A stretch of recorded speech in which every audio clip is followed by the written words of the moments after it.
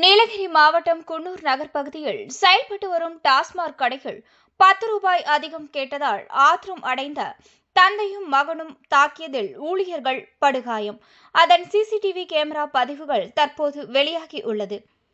நீலகிரி மாவட்டம் Coonoor mount road செல்லும் சாலையில் உள்ள டாஸ்மாக் கடையில் கிறிஸ்துமஸ் பண்டிகையை ஒட்டி நேற்று மதியம் குன்னூரை சேர்ந்த தந்தையும் மகனும் மது வாங்குவதற்காக கடைக்கு சென்றுள்ளனர்.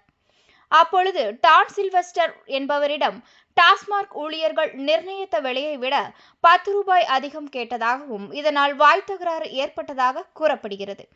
உடனே இச்சம்பவம் குறித்து தனது மகன் ஹேலன் ரூபர்ட் இடம் தெரிவித்துள்ளார். ஆத்திரமடைந்த ஹேலன் ரூபர்ட் மற்றும் தந்தை டான் சில்வஸ்டர் ஆகியோர் கடைக்குள் புகுந்து ஊழியர்களை தாக்கிய சிசிடிவி காட்சிகள் தற்போது வெளியாகி உள்ளது.